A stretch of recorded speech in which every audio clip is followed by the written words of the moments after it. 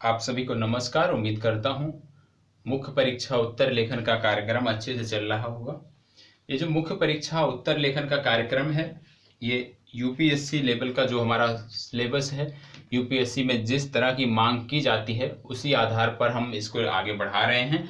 और यदि राज्य विशेष की कोई तैयारी कर रहा है और राज्य विशेष में यदि मुख्य परीक्षा उत्तर लेखन है और आपके सिलेबस में ये कंटेंट है, ये चीज़ें आपके सिलेबस में हैं, तो ये आपके लिए भी महत्वपूर्ण हो जाता है। तो यूपीएससी के साथ साथ राज्य लोक सेवा आयोग, जहाँ पर भी मुख्य परीक्षा जो है वो विस्तृत रूप में लिखना रहता है, वन लाइनर नहीं होते हैं, ठीक है, बहुविकल्पीय प्रश्न नहीं होते हैं, उनके लिए यह महत्वपूर्ण है। ठीक है, तो चलिए प्रारंभ करते हैं आज के टॉपिक को। विशेषकर जो हमारा टारगेट होता है वो यूपीएससी के लिए है। तो यूपीएससी विशेष के लिए ये सारे प्रश्न हैं, क्योंकि ये यूपीएससी के सिलेबस में हैं और ज़्यादातर जो यूपीएससी का प्रश्न बनता है वो ज़्यादातर समसामयिक विषयों से जोड़कर बनता है, क्योंकि पुराने प्रश्न अब पुराने ढर्रे पर नहीं पूछा जाता है।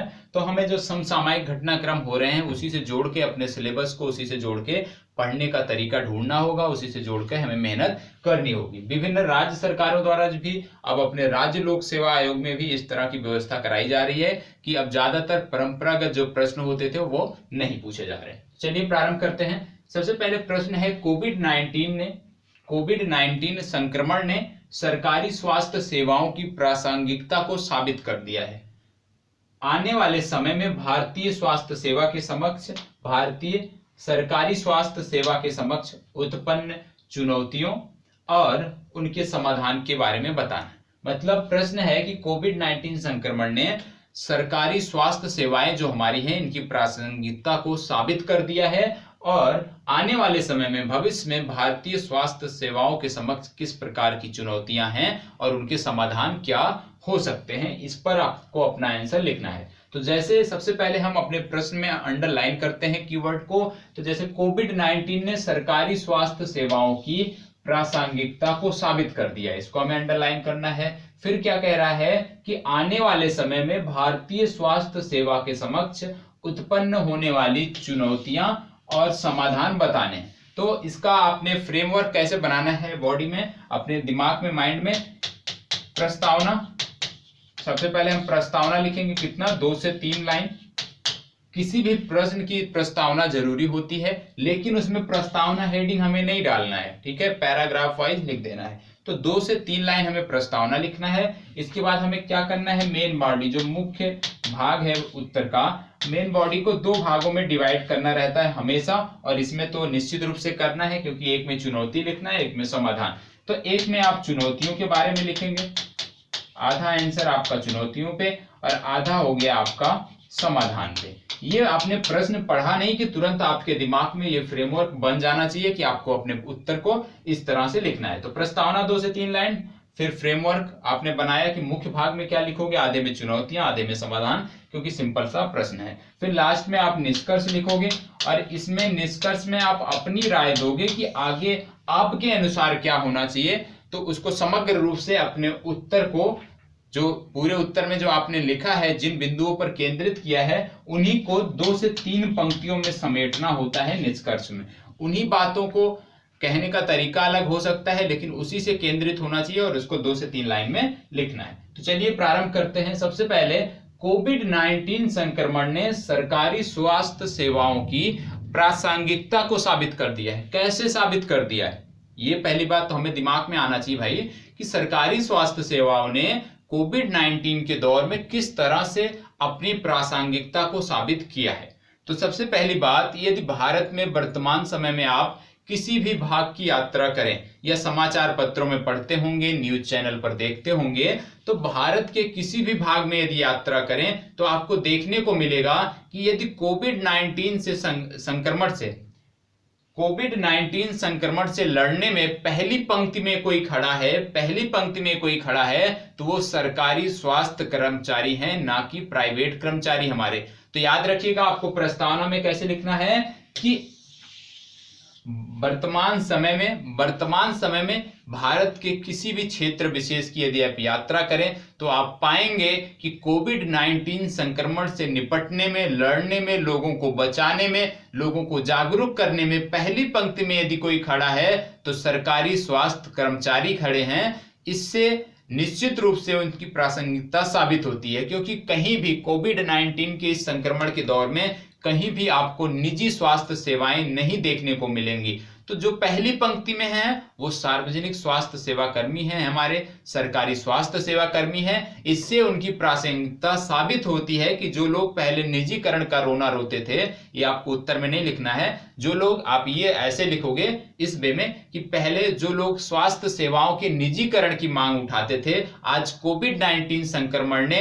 उनको गलत साबित कर दिया है। कैसे गलत साबित किया है कि कहीं भी निजी कर्मी दिखाई नहीं दे रहे हैं। निजी स्वास्थ्य कर्मियों का योगदान ना के बराबर है, नगण्य है आज के इस महामारी के दौर में। तो इसलिए सरकारी जो हमारे स्वास्थ्य कर्मी हैं, सरकारी स्वास्थ्य सेवाएं जो हैं, उनकी प्रासंगिकता साबित होती है। यदि आप अपने गृह जनपद की ही बात ले लें तो आप देखेंगे कि आपके क्षेत्र का जो सरकारी अस्पताल होगा, क्षेत्र स्तर पर, ब्लॉक स्तर पर, वो कर्मचारी किस तरह से मेहनत कर रहे हैं। आप जिला अस्पताल जाइएगा, वहां पे भी देखिएगा कि सरकारी कर्मचारी किस तरह से मेहनत कर रहे हैं। मुझे तो नहीं लगता कि आपके क्षेत्र विशेष में कोई ऐसा डॉक्टर, कोई ऐसा हॉस्पिटल होगा जो इस समय कोविड-19 के लिए जागरूकता का कार्यक्रम चला रहा हो, या कोविड-19 से संक्रमित लोगों या जिनको संक्रमण की संभावना हो ऐसे लोगों को गाइड कर रहा हो या क्वारंटाइन किया हो। तो सरकारी स्वास्थ्य सेवाएं ही आज के समय में प्रबल रूप से भारत के हर क्षेत्र में आपको देखने को मिलती हैं। निजी स्वास्थ्य सेवाएं निश्चित रूप से नगण्य हैं।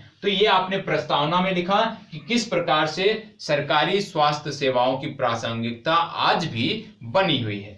फिर इसके बाद आप जाएंगे मेन बॉडी में, मुख्य भाग में, और मुख्य भाग में सबसे पहले आप चुनौतियों के बारे में लिख दीजिए कि आने वाले समय में भारत के लिए, मान लीजिए ये कोविड-19 का संक्रमण 1 महीने 2 महीने में समाप्त हो जाता है, इसके बाद आने वाले समय में किस प्रकार की चुनौतियां होंगी भारत सरकार के समक्ष, भारत सरकार के स्वास्थ्य मंत्रालय के समक्ष और स्वास्थ्य कर्मियों के समक्ष। तो उन चुनौतियों के बारे में हम देख रहे हैं।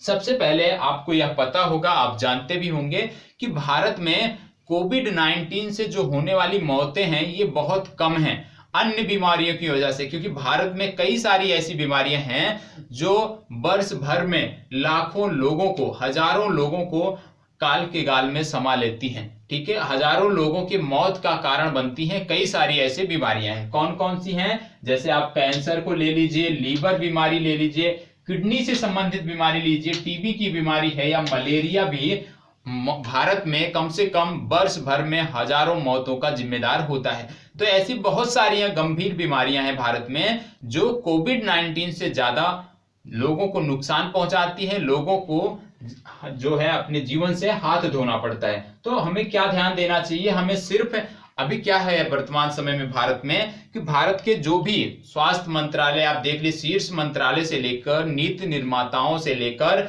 जिला अस्पताल तक, क्षेत्रीय ब्लॉक स्तर तक, सभी का ध्यान कहां पर है? कोविड-19 पर। मतलब सभी का ध्यान कोविड-19 पर केंद्रित हो गया है, कोविड-19 रिसर्च पर, कोविड-19 से किस तरह को लोगों को जागरूक किया जाए, किस तरह से लोगों को बचाया जाए, सिर्फ इसी पर ध्यान केंद्रित है। लेकिन हम ज्यादा समय तक कोविड-19 पर ही ध्यान केंद्रित नहीं रह सकते।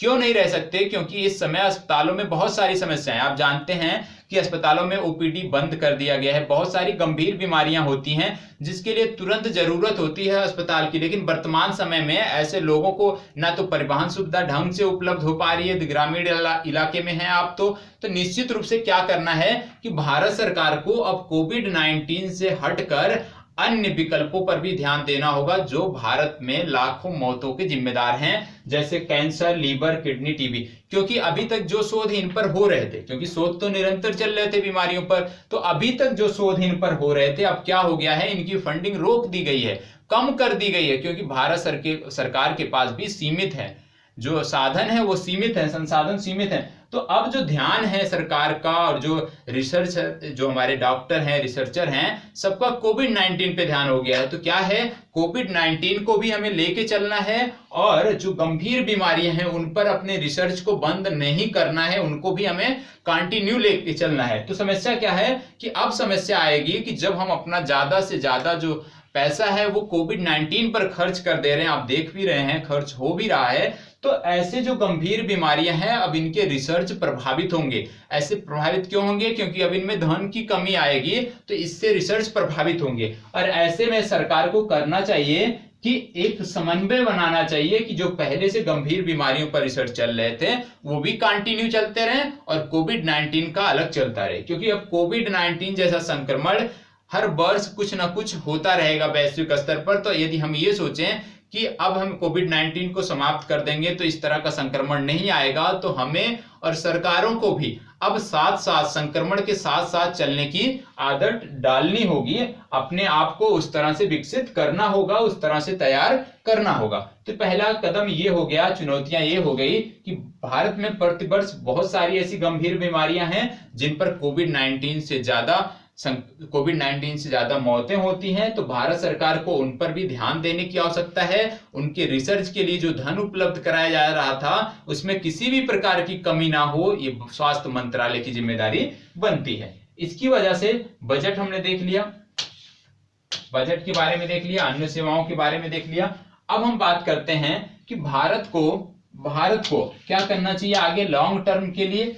लॉन्ग टर्म के लिए करना चाहिए कि अब जानते हैं जो देश हैं वो क्या कर रहे हैं, जैव हथियार विकसित कर रहे हैं, बायोटेक्नोलॉजी से जैव हथियार विकसित कर रहे हैं। तो हमें जैव हमले के लिए अब तैयार रहना होगा। इस तरह के संक्रमण के लिए, जैविक हमले के लिए अब हमें अपने आप को तैयार करना होगा। तो अब हमको अपने रिसर्च को इस तरफ भी केंद्रित करने की जरूरत है, इस तरफ भी मोड़ने की जरूरत है कि अब हम जैविक हमलों से संबंधित रिसर्च करें, इस तरह के जैव हथियारों से संबंधित रिसर्च करें, मतलब जो हमारा माइक्रोबायोलॉजी है उस पर अपने रिसर्च को बढ़ाना होगा। दूसरी बात क्या है, दूसरी बात है कि हमारे जो शैक्षणिक संस्थान हैं, वर्तमान समय में जो सरकारी मेडिकल संस्थान हैं आप जानते होंगे उनकी स्थिति अच्छी नहीं है, उनकी अवसंरचनाएं जो हैं वो स्थिति उनकी अच्छी नहीं है, वहां पे रिसर्च के लिए अच्छे लैब नहीं है। वर्तमान समय में बहुत सारे ऐसे सरकारी कॉलेज हैं, मेडिकल कॉलेज हैं, तो सरकार को ध्यान देना है कि मेडिकल कॉलेज को समुचित रूप से विकसित किया जाए। वहां की जो समस्याएं हैं, सबसे पहली बात रिसर्च में किसी तरह की कमी ना हो, किसी तरह के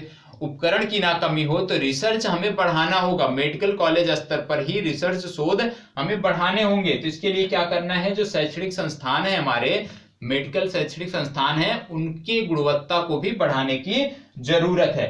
दूसरी बात क्या है कि जो हमारे मेडिकल संस्थान हैं वो काफी चुनौतियों से जूझ रहे हैं। अध्यापकों की कमी वहां पे नहीं होनी चाहिए और उनको स्वायत्तता देनी चाहिए कि वो अपने अनुसार अपने आप को जिस तरह से मांग हो, भारत की मांग हो, वैश्विक स्तर पर जिस तरह से मांग हो स्वास्थ्य सेवाओं की, उस तरह से वो अपने आप को विकसित करें। इसके लिए कुछ स्वायत्तता भी देनी होगी। जैसे आप एम्स में देखते हैं किस तरह से स्वायत्तता है, एक अलग वहां का बॉडी है, तो उस तरह से स्वायत्तता हमें मेडिकल कॉलेजों को देनी होगी। रिसर्च बढ़ाना होगा, गुणवत्ता सुधारना होगा।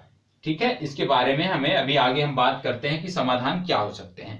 फिर इसके बाद क्या है, जरूरी उपकरणों में आत्मनिर्भरता, क्योंकि इसमें आप जानते होंगे वर्तमान समय में वेंटिलेटर की त्राही त्राही मची हुई है। वेंटिलेटर के लिए अभी तक भारत सरकार के भोपाल एम्स ने ऑर्डर किया है, लेकिन अभी तक उनको उपलब्ध नहीं हो पाया है। तो एम्स के अलावा भी बहुत सारे ऐसे संस्थान होंगे जो वेंटिलेटर के लिए ऑर्डर कर चुके हैं लेकिन नहीं उपलब्ध हो रहा है, क्योंकि किसी को नहीं पता था कि इतनी ज्यादा वेंटिलेटर की आवश्यकता पड़ेगी। तो हमें क्या है, इस तरह के जो जरूरी उपकरण हैं उसमें स्वयं को आत्मनिर्भर करना होगा, जिससे हम विदेशों पर ना निर्भर रहें, जिससे हमारा जो विदेशी मुद्रा भंडार है उसको प्रभावित ना किया जा सके, कोई भी संक्रमण उसको प्रभावित ना करे कि हम उपकरण हमें बाहर से आयात करना पड़े। तो जरूरी उपकरण जो हैं उसके लिए हमें आत्मनिर्भर होना पड़ेगा। और इस संक्रमण के दौरान बहुत सारे आईआईटी संस्थान प्रयास कर रहे हैं, डीआरडीओ प्रयास कर रहा है वेंटिलेटर के लिए, तो निश्चित रूप से इसका कुछ ना कुछ हल निकल सकेगा।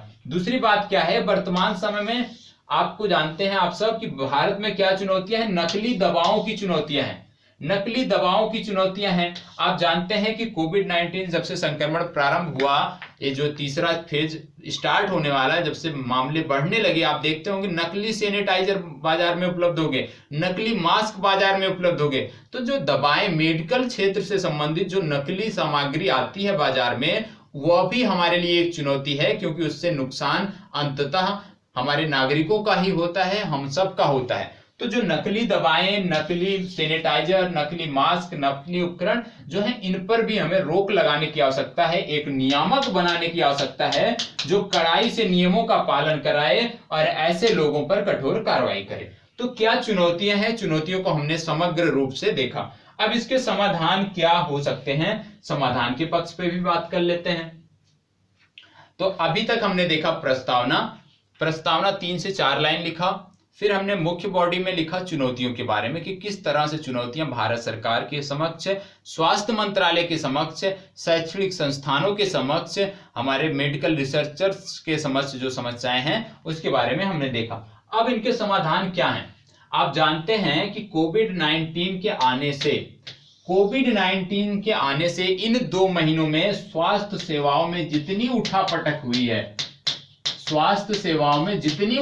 हुई है इतना पिछले 4 दशकों में भी नहीं हुआ था। ये बताते हैं लोग, विशेषज्ञ बताते हैं कि पिछले 2 महीने में जिस तरह से नियम कानून बनाए गए, परिवर्तन किया गया, नए चीजें बदली गई, उसमें क्या है कि पिछले 4 दशकों में इतना परिवर्तन नहीं हुआ था जितना संक्रमण ने 2 महीने में करा दिया। तो ये तो अच्छी बात है एक प्रकार से। तो अब हमें क्या करना है, आगे अगले कम से कम 3 महीनों, अगले 2 से 3 महीने हमें देना चाहिए कहां पर, नीति निर्माण में। हमें विशेषज्ञों को, इस स्वास्थ्य क्षेत्र से संबंधित जो विशेषज्ञ हैं उनको बुलाना चाहिए, जो रिसर्चर हैं उनको बुलाना चाहिए और सबके साथ मिलकर सबकी राय से आगे की रणनीति बनानी होगी कि किस तरह से आगे से हम जैविक हमलों से और इस तरह के संक्रमण से, वायरस के संक्रमण से बचा सकते हैं भारत को। इस पर ध्यान देना होगा। तो अगले 3 महीने हमें क्या करना है, सबसे पहले जो शैक्षणिक संस्थान है उनकी गुणवत्ता पर सुधार देना है।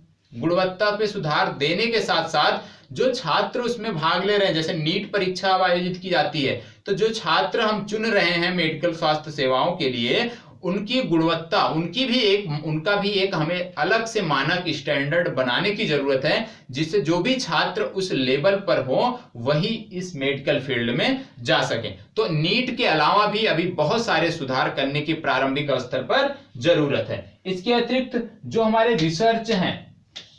रिसर्च हैं उनको अब जैव हमले के लिए तैयार करना होगा, जैविक हथियारों पर रिसर्च बढ़ानी होगी, वायरस पर रिसर्च बढ़ानी होगी। इस तरह मतलब माइक्रोबायोलॉजी का जो क्षेत्र है उसको अब और विस्तृत करने की जरूरत है, उसका समय आ गया है। ठीक है, छात्रों के लिए नए मानक, इसकी बात हमने कर दिया। पाठ्यक्रम में भी बदलाव की जरूरत है, ये भी एक बहुत इंपॉर्टेंट टॉपिक है। क्या कि जो अभी तक मेडिकल की पाठ्यक्रम थे, मेडिकल की जो पढ़ाई होती थी, ठीक है, उसके पाठ्यक्रम को भी अब परिवर्तित करने की जरूरत है, बदलने की जरूरत है। क्योंकि पहले 10 साल पहले जो मांग थी, 10 साल पहले जिस तरह की बीमारियां थी, जिस तरह की समस्याएं थी, तो उस आधार पर पाठ्यक्रम बनाया गया है। लेकिन अब आगामी वर्षों में, आने वाले समय में कोविड-19 संक्रमण ने हमें यह बता दिया कि अब जो शोध है, सभी को अपने शोध को, अपने पाठ्यक्रमों को बदलना पड़ेगा और इस लेवल तक अपने आप को तैयार करना पड़ेगा कि किसी भी प्रकार के संक्रमण, वायरस से हम निजात अपने नागरिकों को दिला सकें। तो पाठ्यक्रमों में भी कुछ परिवर्तन की जरूरत है, नए टॉपिक कुछ शामिल किए जाने चाहिए। इसके लिए एक कमेटी गठित की जानी चाहिए और उस कमेटी की अनुशंसा पर जो भी कार्य हो वो पाठ्यक्रम से संबंधित किए जाने चाहिए। आपको पता है कि भारत में जो ये प्राइवेट स्वास्थ्य सेवाएं, निजी स्वास्थ्य सेवाओं का विकास क्रम हुआ, ये 1990 तक तो नहीं था। 1990 के बाद भरमार पड़ गई निजी स्वास्थ्य सेवाओं की। और निजी स्वास्थ्य सेवाएं वर्तमान समय में क्या कर रही हैं, यदि सरकार निजीकरण कर दी होती 100%, तो भारत की हालत क्या होती आप उम्मीद नहीं कर सकते कि किस तरह से निजी सेवाएं, एक तो लोगों का धन जो है वो तो ले ही लेती, दूसरा सुविधाएं भी नहीं उपलब्ध करा पाती। तीसरी बात क्या है, समाधान क्या हो सकता है कि भारत सरकार ने जो लक्ष्य रखा है कि जीडीपी का 2.5% हम खर्च करेंगे 2025 तक, तो भैया 2025 तक इंतजार नहीं करना है, हमें 2025 से पहले ही कम से कम जीडीपी पर अपने खर्च को 1.5% से 2% करने की त्वरित आवश्यकता है। त्वरित 1 वर्ष के अंतर्गत हमें 1.5 से 2% स्वास्थ्य बजट जो है जीडीपी का, हमें अपने 1 से 2%, एक तो कर ही रहे हैं, तो 1.5 से 2% तक ले जाने की जरूरत है। जितनी जल्दी हम ले जाएंगे उतनी जल्दी हमें इस तरह के वायरस से निपटने में जो सहूलियत होगी उसका अंदाजा हम आप नहीं लगा सकते। ठीक है, क्योंकि अभी वर्तमान समय में क्या हो रहा है कि फंडिंग की कमी हो रही है। अब जैसे कोविड-19 पे मैंने बताया कि सारे रिसर्च इसी पर केंद्रित हो गए, तो जो धन था, धन का जो आवंटन था इसी पर केंद्रित हो गया। लेकिन अभी बहुत सारी गंभीर बीमारियां हैं जिन पर हमें रिसर्च बढ़ाने होंगे, उनके रोकने नहीं है। तो ये कब कर सकते हैं? जब हम इसमें धन और देंगे। दूसरा क्या है, ये जो माइक्रोबायोलॉजी का क्षेत्र है इसको अभी तक हमने द्वितीय क्षेत्र मान रखा था। इस संक्रमण से पहले हमने इसको द्वितीय क्षेत्र मान रखा था, माइक्रोबायोलॉजी को क्षेत्र को। लेकिन अब आज के समय में वही लैब हैं, वही माइक्रोबायोलॉजी के लैब हैं जो कोविड-19 की जांच कर रहे हैं। तो हमें क्या करना है? माइक्रोबायोलॉजी को प्रथम प्राथमिकता में रखना है। ठीक है, माइक्रोबायोलॉजी टेस्टिंग लैबों को और माइक्रोबायोलॉजी से संबंधित जो भी क्रियाकलाप हैं उनको हमें प्रथम प्राथमिकता में रखना है, यदि हमें इस तरह के संक्रमण से, इस तरह के वायरस से आगे अपने आप को बचाना है तो। ठीक है, अब हमने समस्या समाधान देख लिया, अब निष्कर्ष में आते हैं। ठीक है, निष्कर्ष में क्या लिखेंगे, क्योंकि बात हो रही है स्वास्थ्य सेवाओं की प्रासंगिकता की। तो आप जानते हैं कि वर्तमान समय में सरकारी कंपनियां सरकारी स्वास्थ्य सेवाएं ही बेहतर सेवाएं दे रही हैं। निजी जो हमारे स्वास्थ्य महकमे हैं, निजी वाले जो हैं, उनका अभाव है। और आप जान सकते हैं, इसी से अंदाजा लगा लीजिए, आपको क्या लिखना है कि वर्तमान कोविड-19 के परिप्रेक्ष्य में यदि देखें तो एक चीज स्पष्ट हो जाती है कि यदि निजी स्वास्थ्य सेवाओं, यदि हम भारत देश निजी स्वास्थ्य सेवाओं के पर आधारित होता आज कोविड-19 संक्रमण से लड़ने में, तो निश्चित रूप से भारत की स्थिति जो है वो इटली से भी बदतर होती। ठीक है, इसके बाद क्या लिखना है कि आज कोविड-19 संक्रमण ने यह स्पष्ट कर दिया है कि निजी स्वास्थ्य सेवाएं जो हैं ऐसे संक्रमण के दौर में यदि हमारे साथ आती हैं तो कितनी दूर तक चलेंगी यह क्लियर नहीं है, यह स्पष्ट नहीं है। यदि वो हमारे साथ भी चलते हैं तो कब चलकर रुक जाएंगे, कहां पर वो विराम ले लेंगे, यह भी कंफर्म हो गया है कि निजी स्वास्थ्य सेवाएं यदि सरकार के साथ चलती हैं, पहली बात तो चलेंगे कि नहीं, यदि चलेंगी भी तो कितनी दूर तक जाएंगी, यह भी आज स्पष्ट हो गया है। आज के माहौल को, आज के वातावरण को देखकर यह स्पष्ट हो गया है। इसलिए सरकार को जो अभी तक स्वास्थ्य, विभिन्न राज्य सरकारों द्वारा, विभिन्न केंद्र सरकारों द्वारा जो स्वास्थ्य को द्वितीय श्रेणी में, सार्वजनिक स्वास्थ्य जो था हमारा, सरकारी स्वास्थ्य सेवाओं को द्वितीय श्रेणी में डाला गया था, आवश्यकता है कि अब वर्तमान समय, वर्तमान परिप्रेक्ष्य को देखते हुए कि सरकारी स्वास्थ्य सेवाओं को प्रथम प्राथमिकता में डाला जाए।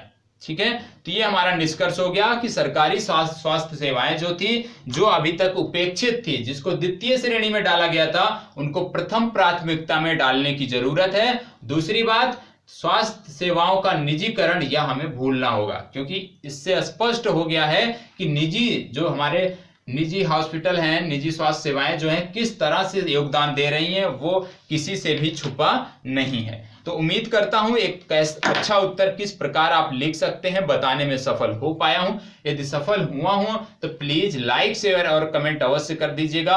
आप सबसे एक निवेदन और है कि ज्यादा से ज्यादा प्लीज, कम से कम आप इतना तो कर सकते हैं कि इस वीडियो को अपने व्हाट्सएप ग्रुप में, अपने फेसबुक ग्रुप में, अपने दोस्तों के साथ शेयर करें, जिससे ज़्यादा से ज़्यादा लोग हमारे चैनल से जुड़ें और जल्द से जल्द हमारे आज़ाद MPPCS अकादमी चैनल को एक बड़ा प्लेटफॉर्म दिया जा सके। इसमें आप लोगों का सहयोग अपेक्षित है। उम्मीद करता हूं कि यदि हम आपके लिए इतनी मेहनत कर रहे हैं तो आप इतना सहयोग अवश्य करेंगे। धन्यवाद।